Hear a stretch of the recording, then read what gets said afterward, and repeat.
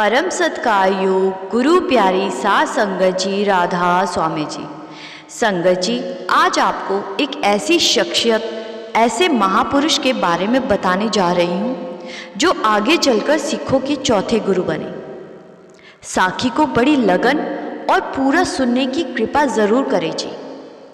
1534 में लाहौर के छोटे से नगर चूना मंडी में एक अद्भुत बालक का जन्म हुआ जो 7 साल की आयु में ही अनाथ हो गया, जिसका बचपन अत्यंत गरीबी में बीता। बचपन में जहां दूसरे बच्चे सारा दिन खेल कूद में लगे रहते, वहीं यह बालक गली गली जाकर उबले चने बेचकर अपने छोटे भाई बहन और अपनी बूढ़ी नानी का पालन पोषण करता। इस बालक ने अत्यंत दुख भरा बचपन बिताया और यही बालक आगे चलकर सिखों के चौथे गुरु श्री गुरु रामदास जी महाराज कहलाए। आज उनके दर से सभी की मुरादें पूरी होती है और हर समय वहां गुरु का अटूट लंगर चलता रहता है। आज हम आपको बताएंगे कि गुरु रामदास जी के किन गुणों के कारण उन्हें गुरु गद्दी प्राप्त हुई। श्री गुरु रामदास जी का जन्म 24 सितंबर 1534 में पिता हरिदास जी सोढ़ी और माता दया गौरची के घर में हुआ। आप जी का नाम भाई जेठा रखा गया क्योंकि आप सबसे बड़े पुत्र थे। आपका एक छोटा भाई हरदयाल और बहन रामदासी थी। आप जी बहुत सुंदर और आकर्षक व्यक्ति के स्वामी थे। बचपन से ही आप बड़े धार्मिक विचारों वाले थे। बहुत गरीबी होने के बावजूद भी जब किसी साधु महात्मा को मिलते तो उनको अपने घर में ले आते और भोजन कराकर बहुत खुश होते। 7 साल की उम्र होते ही आपके माता पिता जी का देहांत हो गया। छोटी उम्र में ही आप अनाथ हो गए। छोटे बहन भाई की जिम्मेदारी भी आपके कंधों पर आ गई। तब आपकी नानी आप तीनों को अपने गांव बसरके ले आई। आपके नाना जी दुकान चलाया करते थे। परिवार बड़ा होने के कारण घर का गुजारा बहुत मुश्किल से हो पाता था। इसीलिए आपकी नानी आपको उबले चने दिया करती, जिन्हें आप रोज बेचने जाया करते और जो कुछ पैसे मिलते उसी से रूखी सूखी खाकर पेट भरते। इतिहास में दर्ज है कि गुरु अमरदास जी बसरके गांव के ही निवासी थे। उस समय उन्हें गुरु गद्दी नहीं मिली थी। वे दूसरे गुरु श्री गुरु अंगद देव जी की बहुत सेवा किया करते थे। जब उन्हें भाई जेठा जी के माता पिता के देहांत के बारे में पता चला तो वह उनकी नानी के घर उन्हें सांत्वना देने आए और हर प्रकार से मदद करने की पेशकश की। यहीं पर भाई जेठा जी की गुरु अमरदास जी के साथ पहली मुलाकात थी। गुरु अंगद देव जी के हुक्म अनुसार श्री गुरु अमरदास जी ने 1546 में गोइंदवाल नगर की स्थापना की। भाई जेठा जी जब रोज चने बेचने जाया करते तो कई बार गुरु अमरदास जी के साथ उनका मेल होता। गुरु अमरदास जी यह देखकर बहुत खुश होते कि कैसे इतनी कम उम्र में इस बच्चे ने बड़ी समझदारी से घर के सारी जिम्मेदारियां संभाली हुई है। 1546 में गुरु अमरदास जी जब अपने परिवार के साथ बसरके से गोइंदवाल के लिए रवाना हुए तब उन्होंने अपने साथ भाई जेठा जी को भी चलने के लिए कहा।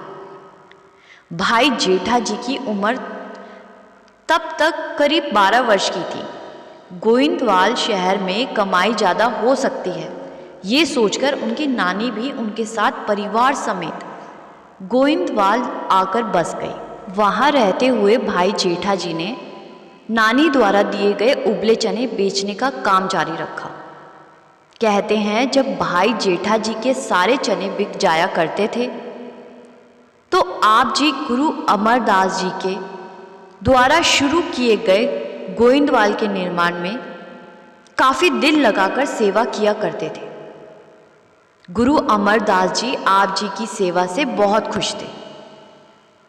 गोइंदवाल नगर के निर्माण कार्यों को पूरा होने में करीब 7 साल लगे दूसरे गुरु श्री गुरु अंगद देव जी के ज्योति ज्योत समाने से पहले गुरु अमरदास जी को गुरु गद्दी सौंप गए। उन दिनों भाई जेठा जी श्री गुरु अमरदास जी के साथ ही रहा करते थे। वह उनके हर हुक्म की पालना करते और साथ ही साथ उन्होंने अपना और अपने भाई बहनों और नानी का गुजारा करने के लिए चने बेचने का काम भी जारी रखा। क्योंकि वे बहुत स्वाभिमानी थे, उनकी ज़बरदस्त सेवा भक्ति देखकर एक बार गुरु अमरदास जी ने उन्हें अपने पास बुलाकर कहा, बेटा, तुम क्या इच्छा लेकर यहाँ आए हो? तुम्हारे मन में वो कौन सी इच्छा है जिसको प्राप्त करने के लिए तुम इतनी सेवा करते हो? भाई जेठा जी ने कहा, मेरे मन में किसी प्रकार की कोई भी इच्छा नहीं है। मैं तो सभी इच्छाएं त्याग कर ही आपके पास आया हूँ। जिसे सुनकर गुरु अमरदास जी अत्यंत प्रसन्न हुए। इतिहास में दर्ज है, एक बार माता मनसा देवी जी ने अपने पति गुरु अमरदास जी से कहा कि उनकी बेटी अब विवाह के योग्य हो चुकी है, तो उसके लिए कोई योग्य वर ढूंढना चाहिए। गुरुजी ने स्वाभाविक ही उनसे पूछ लिया कि किस तरह का वर तुम हमारी बेटी के लिए ढूंढ रही हो? तो माता जी ने कहा, बिल्कुल भाई जेठा जी जैसा लड़का चाहिए। गुरु अमरदास जी बोले, उस जैसा तो वही है, उस जैसा दूसरा मेरी नज़र में तो कोई और है ही नहीं। तो माता मनसा जी बोली, ठीक है, तो आप जेठा से ही इस बारे में बात कीजिए। कहते हैं गुरुजी ने तब भाई जेठा जी से इस बारे में बात की तो भाई जेठा जी हैरान रह गए। वे तो केवल अपने आप को गुरु घर का सेवादार समझते थे। उन्होंने यह कभी नहीं सोचा था कि वह कभी गुरु घर के दामाद भी बन सकते हैं। कहते हैं कि कुछ दिनों बाद ही अमरदास जी की बेटी भानी जी का जेठा जी के साथ विवाह संपन्न हुआ। भानी जी और भाई जेठा जी गुरु अमरदास जी से अलग होकर कहीं और नहीं रहना चाहते थे। इसीलिए गुरुजी ने अपने पास ही उनके रहने के लिए घर बनवा दिया, जहां रहकर उन दोनों ने अपना नित्य कार्य पहले की तरह जारी रखा। भाई जेठा जी ने गुरु घर का दामाद बनने के बाद भी सेवा में कोई कमी ना आने दी। वह पहले की ही तरह सेवा करते, टोकरी उठाते।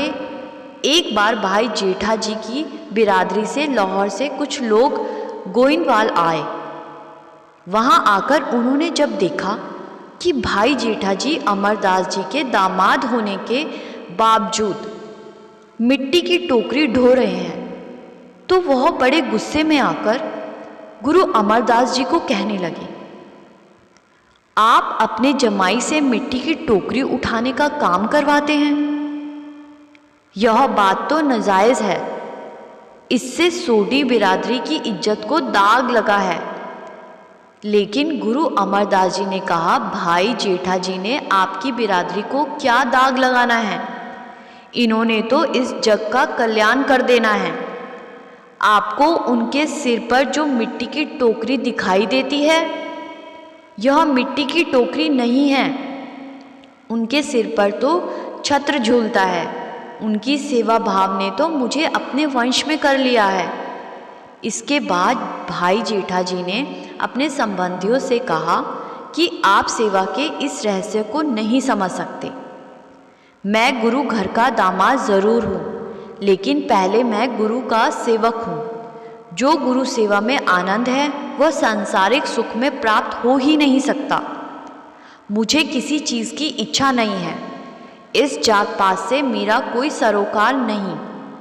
इतनी सब बातें सुनकर जेठा जी के संबंधी वहाँ से चले गए। इतिहास में दर्ज है कि भाई जेठा जी की सेवा भावना को देखकर गुरु अमरदास जी ने उनको सिखों का चौथा गुरु बनाने का विचार बना लिया। परंतु लोग भाई राम जी को गुरु गद्दी का उत्तराधिकारी समझते थे। रामाजी गुरु अमरदास जी के बड़े दामाद थे। जिनका गुरु अमरदास जी की बड़ी बेटी दानी जी के साथ विवाह हुआ था। भाई रामा जी भी गुरु घर की सेवा किया करते थे। संगत के मन में जो शंका चल रही थी कि दोनों में से कौन सा दामाद गुरु गद्दी संभालेगा, उनकी शंका को दूर करने के लिए गुरु अमरदास जी ने भाई रामा जी और भाई जेठा जी को बुलाकर कहा, तुम दोनों मुझे 2 बढ़िया चबूतरे बनाकर दो, जिनके ऊपर बैठकर मैं सत्संग किया करूं, और यह हर प्रकार से सही होने चाहिए। अगले दिन से ही भाई रामा जी और भाई जेठा जी चबूतरे बनाने के काम में लग गए। गुरु अमरदास जी शाम को जाकर उन चबूतरों का निरीक्षण करते और उनमें कोई ना कोई कमी निकालकर उनको तोड़कर दोबारा बनाने का आदेश देते। यह काम कई दिनों तक चलता रहा। 8 दिनों तक वे दोनों बार बार चबूतरे बनाते रहे। 8वें दिन जब उन दोनों ने फिर से चबूतरे बनाए, तब गुरु अमरदास जी भाई रामा जी के पास गए और उनके बनाए हुए चबूतरे को देखकर कहने लगे, यह मेरी इच्छा अनुसार नहीं बनाया गया, इसे फिर से बना कर दो। इस पर भाई रामा जी थोड़ा गुस्से में आ गए और उन्होंने दोबारा बनाने से मना कर दिया और वहाँ से चले गए।